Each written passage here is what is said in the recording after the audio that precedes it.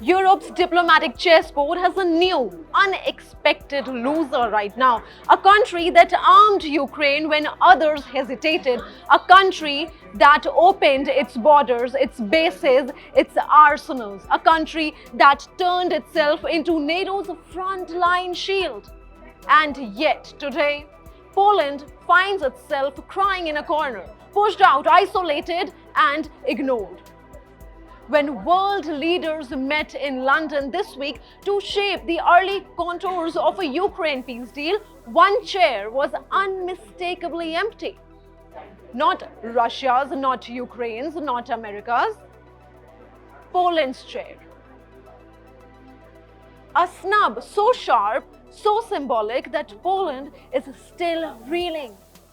I am Nikita Kapoor, and today I break down why Europe's loudest hawk has suddenly lost its wings on the world stage.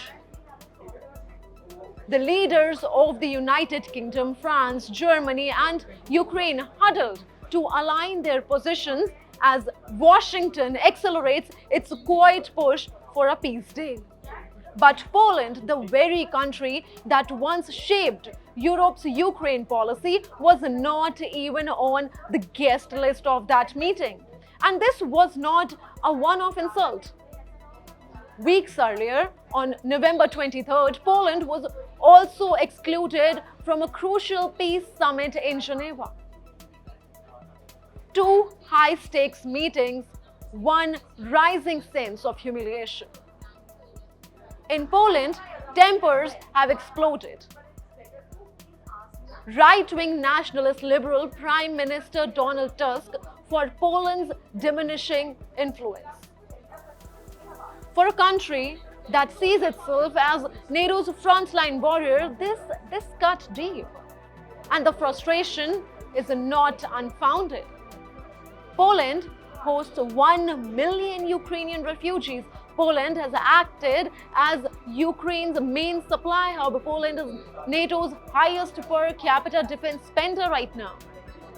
In the early years of the war, Poland was indispensable. It donated much of its Soviet-era arsenal, pressed Germany to send Leopard tanks, and turned one of its airbase into Europe's heartbeat for Ukraine logistics. Poland was the spear, the shield, the transit point, the pressure point. And yet today, its leverage is fading. Why? Because Poland has little left to give. Its old weapon stockpiles are depleted. Its massive rearmament drive means new weapons won't be available for export anytime soon. And crucially, Poland has ruled out sending troops for any future monitoring or peacekeeping mission in Ukraine. Meanwhile, others are stepping in with full force. France, Germany, and the United Kingdom as well. They are now promising new air defense systems, new long-range missiles, and yes, a willingness to contribute troops if a peacekeeping mission is created.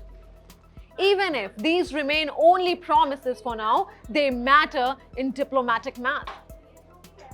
Peace talks today depend heavily on deployable assets, not past heroics. And that's where Poland suddenly looks less useful right now. Ukraine knows this too.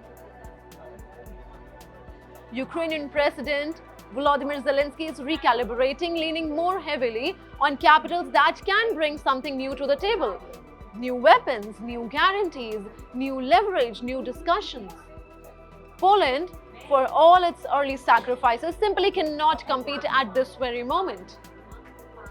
In Berlin last week, Prime Minister Donald Tusk tried to soften the blow.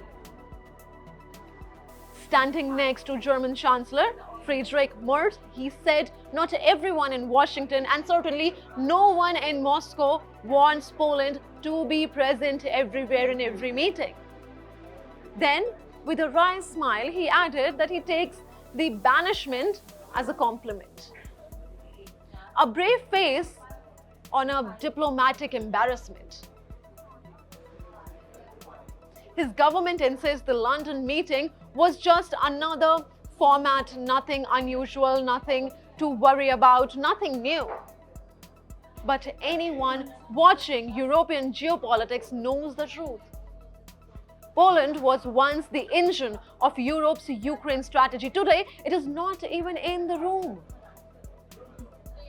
And as ceasefire enforcement, peacekeeping, and future security guarantees dominate the negotiations, only countries with fresh firepower and political weight will shape the final deal for Ukraine. Poland, for now, is watching from the sidelines. A NATO heavyweight forced to sit alone. The question now is very simple. Is this a temporary fall from grace, or has Poland's era truly come to an end?